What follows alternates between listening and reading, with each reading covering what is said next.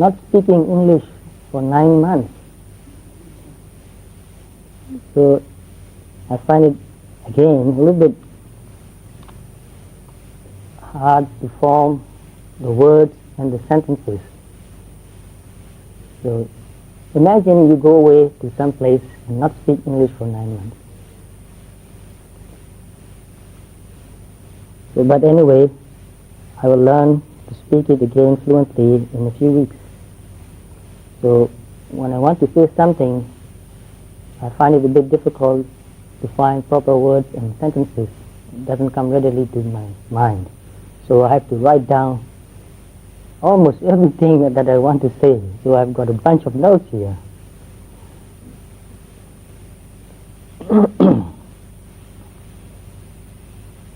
And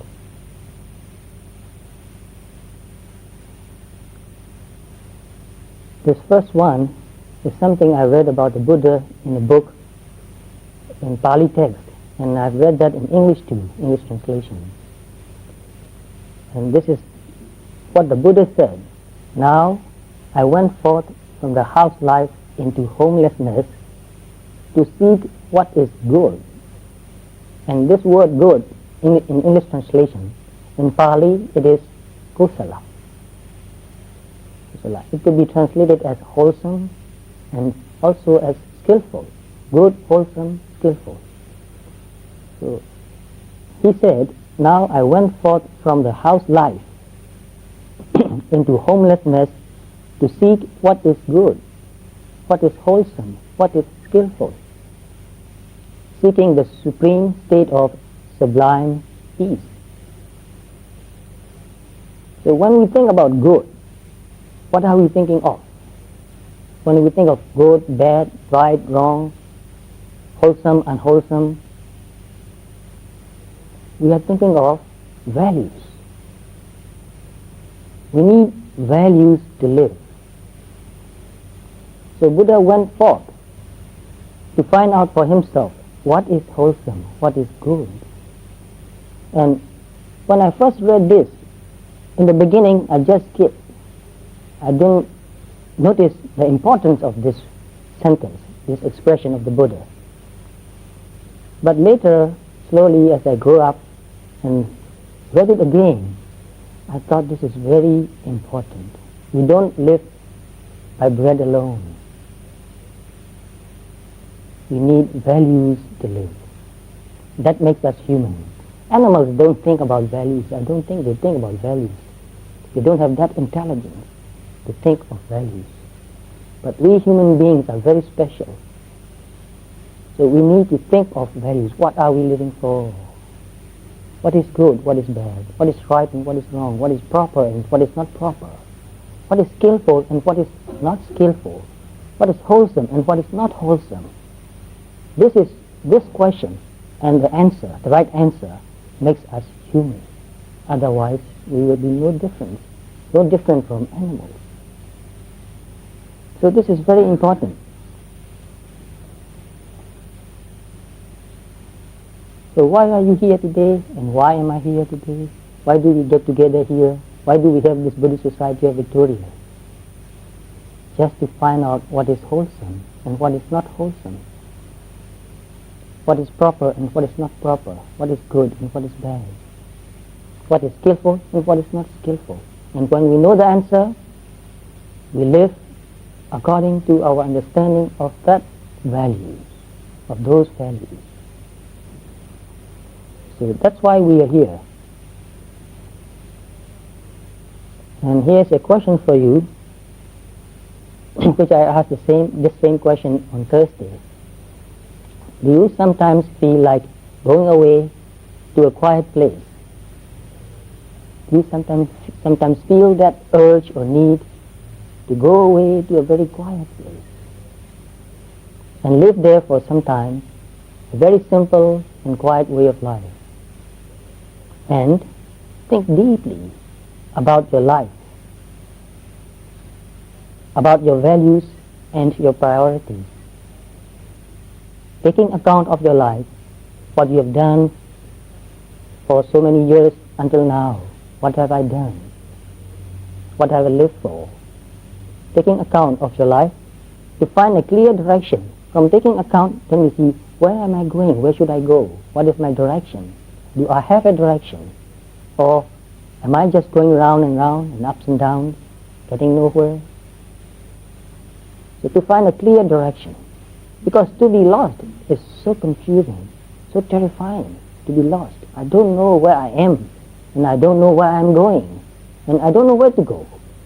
That is very terrifying actually, very painful.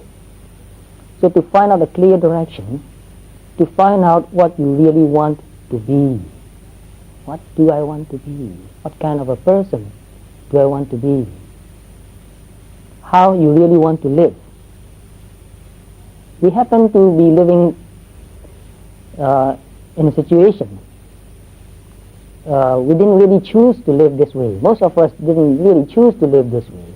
It happened to us. For most of us, life happened. We don't create our life. It happens. But we have the power to choose the way we want to live and to create that life. It is not easy, but it can be done. So, to find out what you really want to be, how you really want to live, and to find out your place and your work in this life. Actually, your work is your place. What you do for yourself and for the humanity, for the whole world, for all beings, that's your work and that's your place. And what is your work and what is your place in this world, in this life? Why are you in this life? Why are you here in this life? Is there a purpose, or is it just pure chance with no purpose? Do you feel that your life has a purpose? And if you do, you are very fortunate. So, that's the call of your noble nature. If you feel like you want to go and reflect very deeply how you want to live, what you want to do, that's the call. Your nature, your noble nature is calling you. Come, come. So when I was very young, let me proceed. Do you respect that call? Every once in a while, now and then, we feel that call very strongly. But many times we just ignore that. We think, this is not important. I have to be with my friends and my family. I have to be doing what others are doing. It's okay to be with your friends and family, but you need your own time sometimes to think for yourself, to find your own direction. So in many ways, we are being pushed. We don't really choose what we want to do. We are pushed or influenced to do what we are doing. And sometimes it's just a habit. So do you respect that call? Sometimes it's very weak. Sometimes it's not very clear, but you are just not happy about the way things are. I'm not happy the way things are. What's wrong with me? Actually, when you feel not happy the way things are, it's right. You are not wrong. You are right. It's the calling. It's your inner nature, inner noble nature telling you that this is not the proper way to live. There's a better way to be a human being. And it is calling you. And if you resist or ignore that call, you feel very unhappy. So do you respect that call? Do you answer that call? Do you feel that it is calling? Your noble heart, your noble nature is calling. And that first passage that I read just now to you, Buddha heard that call and he answered that call. That's why he became the Buddha. He wanted to know what is wholesome. He wanted to know what is good. He wanted to know what is skillful for himself, not just as a knowledge, not just listening to another person telling him what is good, what is wholesome, and what is skillful. He wanted to find out for himself. And that's the important point. Many people have told you what is good, what is skillful, what is wholesome. We have enough knowledge of that. But that didn't really have a big effect on our life. We have to find out and live it. then only it will have some effect on our life. So I've heard a Chinese saying which says that what you hear you forget, what you see you remember, and what you do you know. You know about something by doing it, not just by listening it.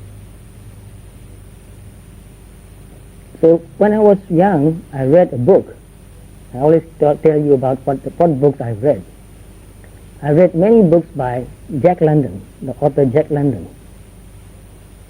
Some of you, I think, have read his books. And I have read his biography also, Sailor on Horseback. But his one most famous book, can you tell me? Can anybody tell me? It was made into a film also. Pardon? Right, that's right. Thank you very much. So we are together here. Somebody knows what I'm talking about. The Call of the Wild. It's about a dog. Actually, it was a tame dog. Somebody owned the dog, and somebody else stole the dog, took away into wilderness where they were looking for gold, a camp, gold mining camp. And then the man who took this dog away also died, and the dog became ownerless, with no master. So he just went wild. And it was a very wonderful story. The Call of the Wild. This dog became wild again, hunted in the forest, free, and he became the leader of the pack. So when I read that book, I read it again and again, because whenever I read a book, I read it again and again. Because from the first reading, I couldn't understand very well. But as I read it again and again, I understood the call of the wild, how it feels, this little dog. He wanted to be free, roam in the forest, hunt for his own food, not wait for somebody to come and feed him. That was a wonderful feeling, I thought. It was risky, it was hard, but it was his nature to be wild. I'm talking of a dog as if it is a person. His nature to be wild. And then later, slowly, when I reflect on this call, I thought of the call of the noble nature. For us human beings, it's not the call of the wild. It's the call of our noble nature. Do we feel it? Do we hear it? Do we heed that call? Do we answer that call? It's very, very important. So if you don't hear that call, I believe most of you, or even all of you, hear that call. That's why you're here. Those who don't hear that call, well, today is Sunday, they have a good time going around, doing many things, enjoying. So if you go and live in a very quiet place, very simple life, so that you don't spend too much time that will disturb your mind, like not watching television or videos, or not working with computers, not reading anything, and let your mind calm down, quiet and silent. You feel that call deep in your heart very, very strongly, very strongly.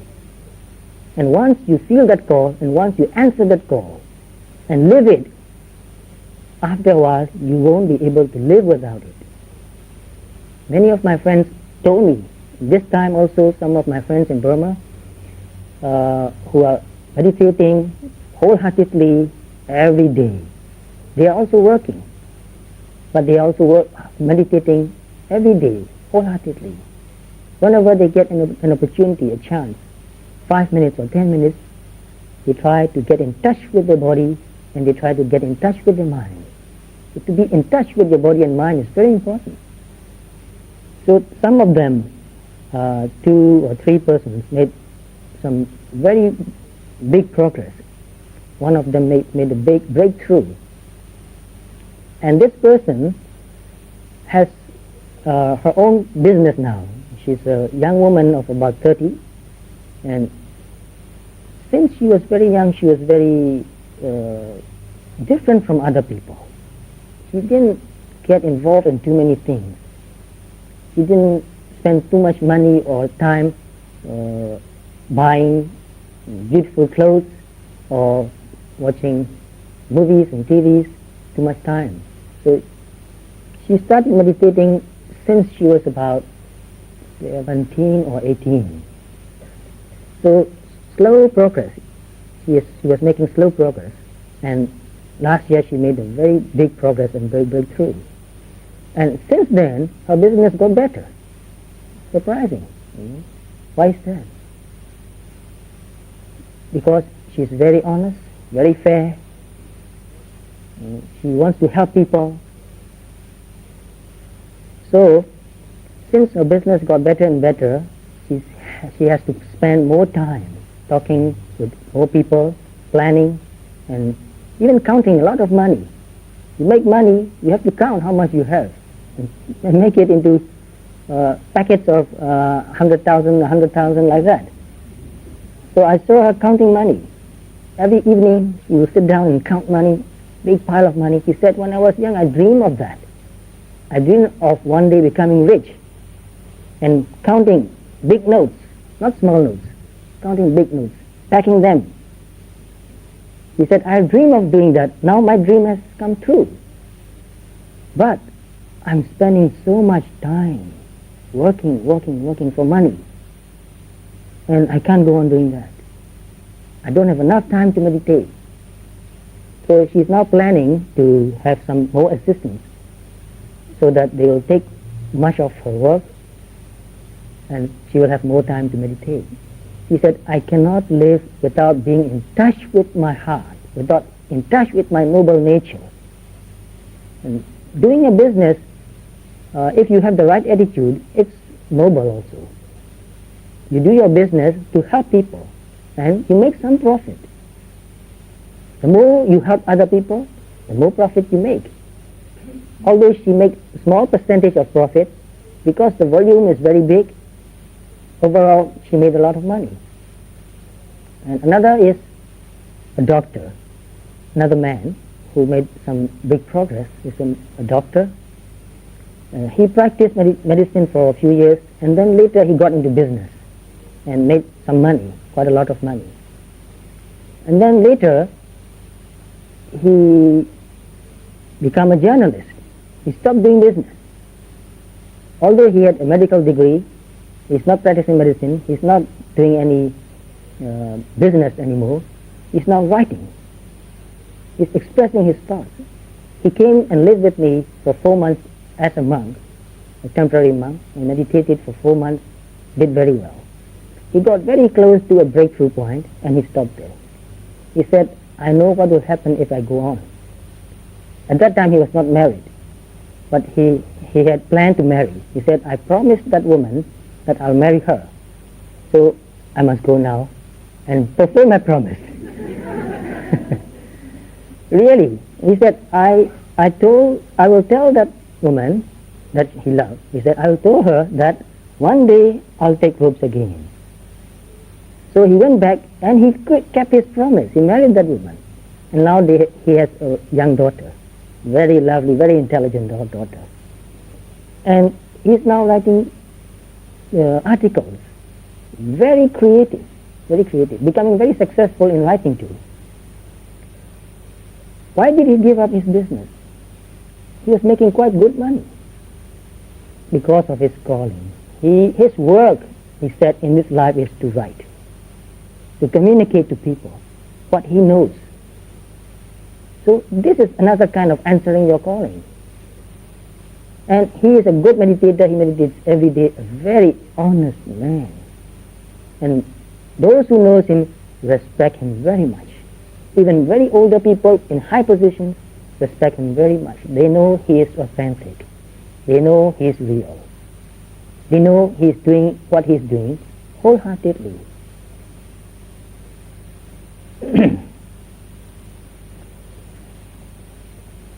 So, listen to your call. These people, they have listened to their call, to the call of their noble heart. And they are doing what their heart suggests them or lead them. They let their noble nature lead them. This is very important point. Who is leading you? If anybody outside leading you, someday you'll be led astray. But get deep in touch with your noble nature. You will not do anything wrong. So if you can't go away for a few days or a few months, don't worry. If it's not possible for you now, it will be possible in the future. But right now, make time to be alone, to meditate a few minutes every morning. When it's quiet and peaceful, get up early in the morning and meditate. Get deeply in touch with your heart, with your noble nature. Be mindful. Pay attention to your body and to your mind. And increase it gradually to at least 30 minutes a day. And then try to be mindful whenever and wherever you remember to be mindful. It's natural to be forgetful too. People forget. They get involved. They get sucked in many things. So there's something noble in your heart, without which your life is valueless and meaningless. Find it and live it. That's the most important thing for us to do. Even when you learn the teachings of the Buddha, unless it goes right into your heart and comes out again, it will be just knowledge. But if you live it, then it becomes wisdom, not just knowledge. Living teaching, living knowledge.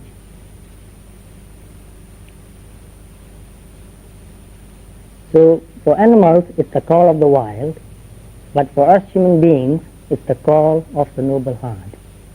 That's the way I put it. If you have better words to say it, find your own expression for it. Have faith in your nobility.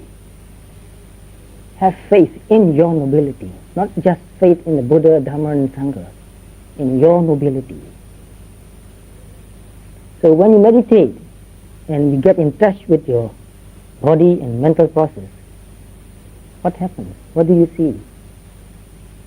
In the beginning, mostly, when you watch your thoughts, what do you see? What kind of thoughts coming most of the time? I want this, I want that. I don't like this, I hate that. So usually this happens to us. This has been happening to us since we were very young, for so many years that it becomes a habit. Negative thoughts becomes a habit. So one person said, self-knowledge is no good news. I don't remember who said that, but he said it so well. Self-knowledge is no good news. But when you watch your mind and see these negative thoughts, don't resist. Don't criticize, don't judge. Don't tell yourself that, oh, I'm such a bad person. It's quite natural. You can't go around, you have to go through. So by paying attention to all these greedy thoughts and angry thoughts, you learn from these thoughts. You know how these thoughts influence your mind and body. You know how these thoughts influence your behavior. Even it shapes your features also. Many of my friends, I notice them, when they meditate and become very calm and peaceful, their facial expression totally changes. And after a while, even when they are not really meditating, the way they live their life changes. So most people are afraid of finding out the reality of themselves. One person in America, I taught her to meditate and to pay attention to her body and mind. She said, I want to forget about myself. I don't want to think about myself. And I asked her why. She said, I'm so bad. My thoughts are always negative. I want to watch or read something so that I can forget. I can get deeply absorbed into my reading so that I won't think about myself. So this is also very usual and natural. We resist self-knowledge. But if we go on resisting self-knowledge, we will not really find out who we are or what we are. And we cannot overcome those negativity, and we cannot develop the positive side of ourselves. So because self-awareness includes knowledge of our dark side. Knowledge of our dark side is very important. So knowledge of selfishness, knowledge of conceit, envy, jealousy, and knowledge of laziness too. We don't take it so seriously, laziness. Because if we are lazy, we cannot develop our good qualities. Because to develop our good qualities, we need to work consistently, persistently, all the time. In the beginning, it's hard work. So once you know, once you are in touch with your mind and see what's going on clearly, it demands you. So it is demanding. So once you see it very clearly, you change. You change for the better. You try your best to change. So mindfulness demands honesty. If you are not honest, you cannot be mindful, because you will distort what you see. You will cover it up. You will turn away. So mindfulness demands honesty. Therefore, it takes great courage to know ourselves as we truly are. Great courage. So ask yourself, am I courageous? Have I enough courage to really see what's going on in my mind, what's going on in my life? But unless we see as we truly are, we cannot move forward. So to move forward, to make any kind of spiritual progress, we need to pay attention. We have to be mindful, and we should see whatever is happening in our body or in our mind with courage and honesty. Sometimes we feel ashamed of our defects, our misconduct. We feel ashamed of our defilements, of our shortcomings. So we justify again and again. Oh, it's okay, everybody's doing that. What's wrong? Some people, they just justify. But watch that justification. If you justify again and again, what does that mean? Guilty. Yes. You know it's not the right thing to do. So too much justification is a sign that you already know it's not the right thing to do. But you go on justifying. And it's a waste of so much time and so much of your energy, so much of your life you waste. So watch your mind and see what it's telling you. Your noble nature is always telling you that, no, this is not right. You are justifying again and again. That shows that you know it's not the right thing to do. Why don't you have the courage to accept it first? Even though you can't change it immediately, first you need to accept it as a fact. Yes, I'm conceited. Yes, I'm too proud. Yes, I'm deceptive. I'm deceiving myself and other people too. Yes, I know I'm not living from what my noble nature is telling me. So first, accept it as a truth without distorting it. So we try to forget ourselves, or we distort what we see. We become dishonest.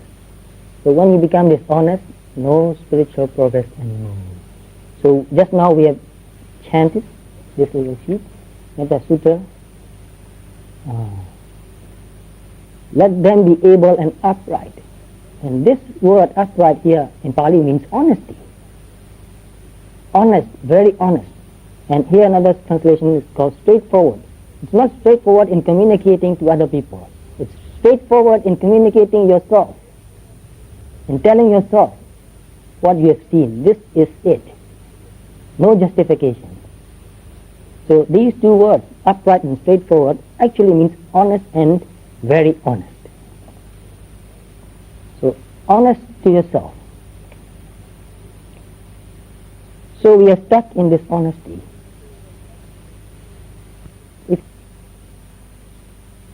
Honesty is my religion. I'll be honest. I'll try my best to be honest. And I found it very hard. When I became honest, my relationship with my parents became very stormy. With my friends also. Because if you tell lies, relationships are very good. But if you tell the truth, they won't accept you, they reject you, they criticize you, they call you bad names. Then they call me communist. No, they rejected me, my parents rejected me, my friends rejected me, my teachers also, they always say, oh, I'm wrong, my thinking is wrong. So it was very painful experience actually. But anyway, that was what my heart told me to do. And I have no choice. If you listen to your heart, you have no choice. I can give up anything else, but I will follow my heart. For a long, long time, many months, maybe for a few years, I was trying to find something to live. And then I came to one conclusion. Honesty is my religion. I'll be honest. I'll try my best to be honest. And I found it very hard. When I became honest, my relationship with my parents became very stormy. With my friends also. Because if you tell lies, relationships are very good. But if you tell the truth, they won't accept you, they reject you, they criticize you, they call you bad names. Then they call me communist. No, they rejected me, my parents rejected me, my friends rejected me, my teachers also, they always say, oh, I'm wrong, my thinking is wrong. So it was very painful experience actually. But anyway, that was what my heart told me to do. And I have no choice. If you listen to your heart, you have no choice. I can give up anything else, but I will follow my heart's dictate. So to be honest is my religion. I didn't believe what the Buddha taught, but I liked most of what he taught. And I couldn't understand most of what he taught, which is quite natural. So, if you are dishonest, you are stuck. But if you are honest, then you can make real progress. Real progress. So we are afraid to give up our habits. We don't want to change our way of life. But when you see very clearly what's happening in your body and mind, what's happening in your life, it demands a change. And it's very scary. The change is scary. So here's a question. I don't know why I put it down here. One person asked me, can I use drugs and still be a good meditator? My honest answer is no. Why do you want to use drugs and still you want to meditate? Why do you meditate and why do you use drugs? And some people say it's okay. Drugs helps you to become a good meditator. You can become enlightened if you use drugs. And I think this is dishonesty. Very straightforward. So never try to deceive yourself. Don't try to twist the teaching of the Buddha. And never mind the teaching of the Buddha. Look deep into your heart. What are you doing? You are justifying your behavior. So if you are using drugs, admit yourself that, yes, I'm using drugs, but I know it won't help in my spiritual progress. That is honesty. I like that very much. So any dependency makes you weak-willed. Any dependency on anything or any person makes you weak-willed. And to make progress in spiritual practice, you need a very strong will. Even though you make mistakes, you correct your mistake and you go on and on, you go on and on. It's hard life actually. But once you do it, you enjoy it very much. You have so much vitality. So willingness to know the truth at all costs is a necessity to live a spiritual way of life. Courage to accept the truth about yourself, willingness to change is a necessity. No change, no growth. No change means no growth. How can there be a growth without a change? And also, I've heard some people say that you don't need to keep the precepts. Well, if you can't keep the precepts, it's okay for a while because you are trying, if you are trying. But understand that to make any spiritual progress, it is a necessity to keep the precepts. Again, It's a necessity. So to practice this eightfold noble path, you have to practice all eight, not just one or two. But mindfulness is the heart of all eight. When you become more and more mindful, you become more and more honest, then you are more able to keep the precepts. You are more able to have the right livelihood. When you are more mindful, then your mind becomes calmer, more concentrated. When you are more mindful, you have more energy, you have right effort. Then you develop seeing clearly, right view, then right thinking. So be very honest and try to practice all eightfold, which means the eight practice make one whole. It's like a circle divided into 8 parts. If you leave out some part, it's not a whole. Something is missing.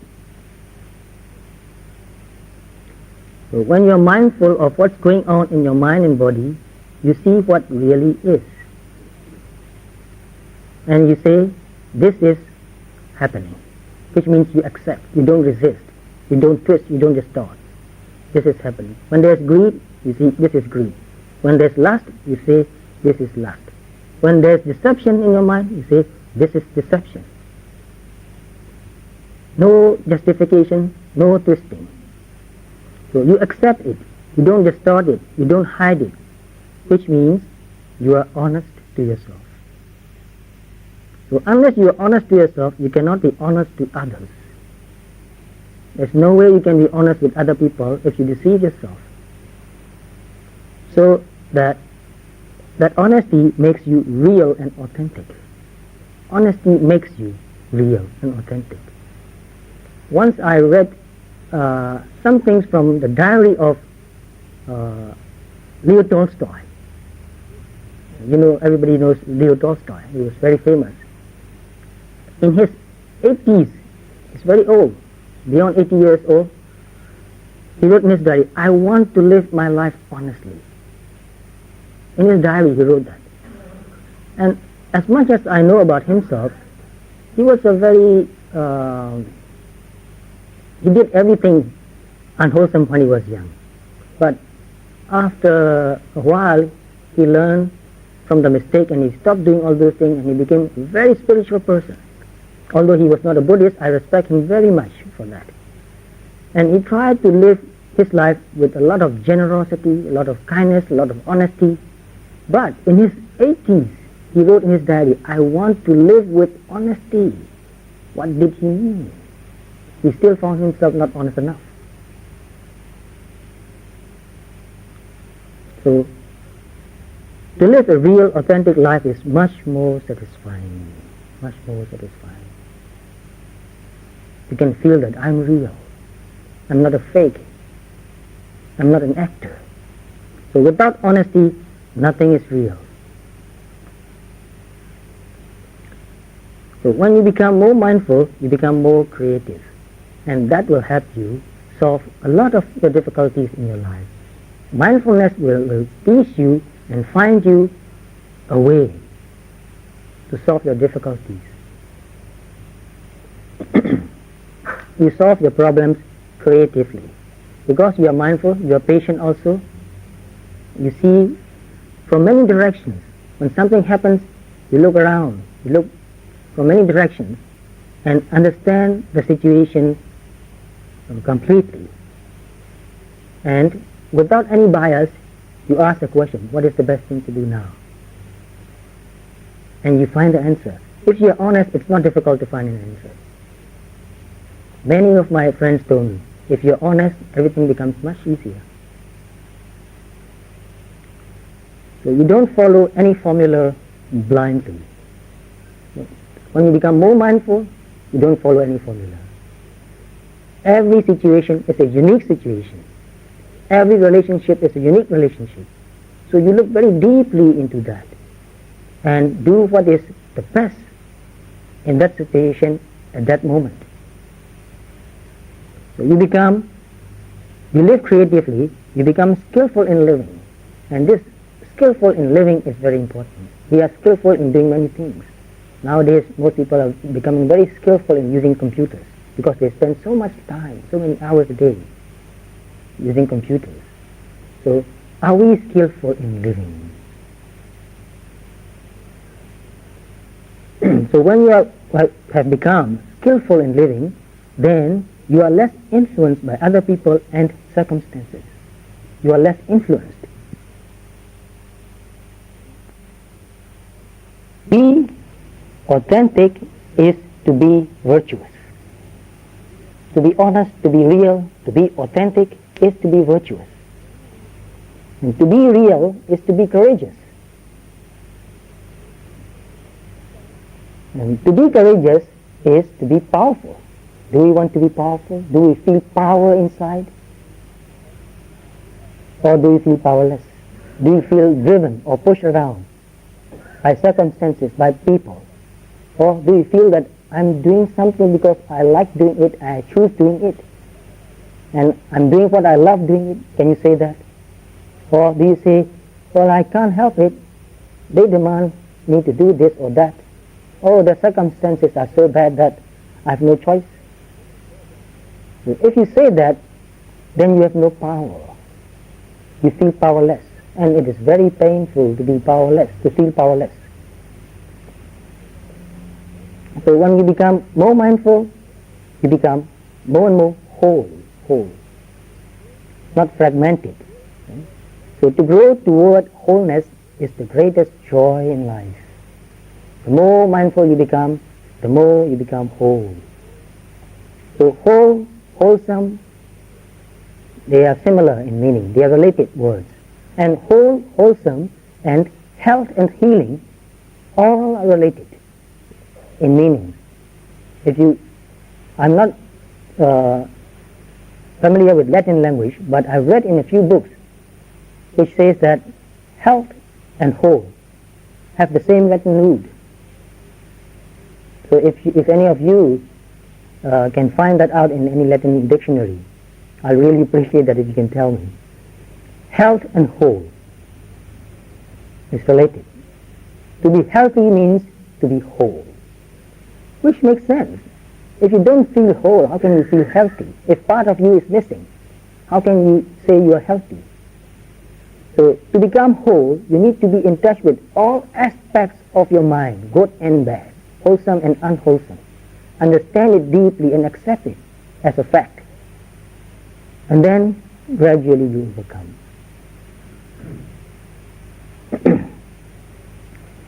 So, because you are more mindful, more aware, there is stability in your mind. When you become more mindful, there is more stability in your mind, mentally stable.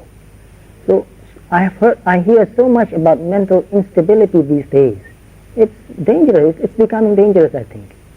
There are many people who are not mentally stable. I have great compassion for them, and I'm willing to help them in any way I can. I'm not being unkind to them. But I want to say that this instability is dangerous. Any kind of instability. So mindfulness stabilizes the mind. This mindfulness has stabilizing factor. If you are too excited because you are happy, when you pay attention to that excited state of mind, it becomes calm again. You don't get so excited. And when you are too excited because you are angry, you pay attention to that anger, to that feeling, to that thought, it will calm down again. So mindfulness has stabilizing power. So the more mindful you become, the more stable you are, which is very important. Especially it is very important to develop your spirituality. So you have balance, you have stability, your mind becomes stable, you have emotional stability. Okay? That stability is a kind of strength again. When you are stable, you feel strong. Nothing can move you because you are so stable, like a rocky mountain, stable and strong. So I'm reading a book, Stand Like a Mountain, Flow like Water. Stand like a mountain. So mindfulness can help you do that. You can stand like a mountain and you can flow like water. Both.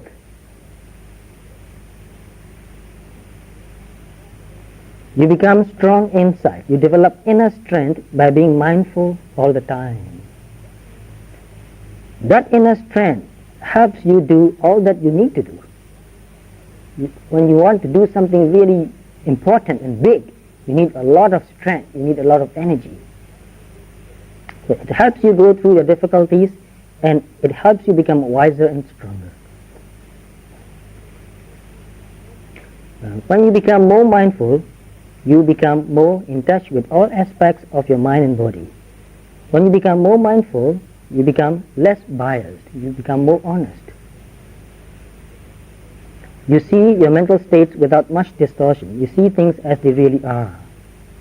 So you don't react unwisely so much. So when you become more mindful, you become wiser.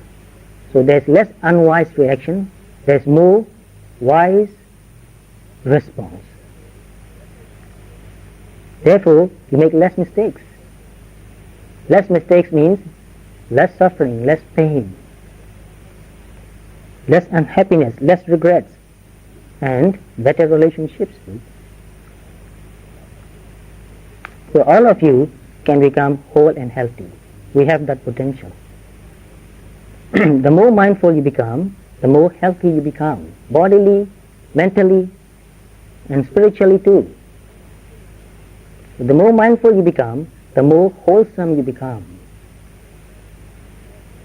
And because mindfulness itself is wholesome, healthy. So the more you become mindful, the more you become whole. So moving toward wholeness, we need to be mindful.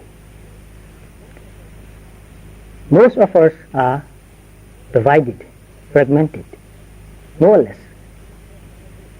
So I've read another book, and it is called The Divided Mind. The Divided Mind. Very interesting book. Can you guess who wrote that book? Has anybody read that book? Written by Dr. Ronald David Lang, a very prominent psychiatrist. He lives in England. He lived in England, I think. Very open-minded doctor. So you see, the title of the book is The Divided Self, I think. I don't remember exactly. Divided Mind or The Divided Self? I think it's Divided Mind. Well, anyway, we can become whole by paying attention to all aspects of our mental states.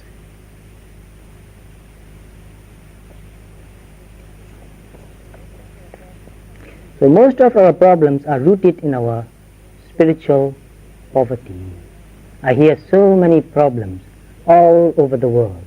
And when I look deeply into the source of the problem, I found that the source of the problem is spiritual poverty.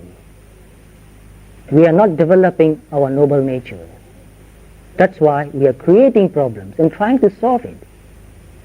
How can we solve the problem if we go on creating it? So we must try to become spiritually rich, not just materially rich. So prosperity doesn't mean only material prosperity. It also means spiritual prosperity. Okay?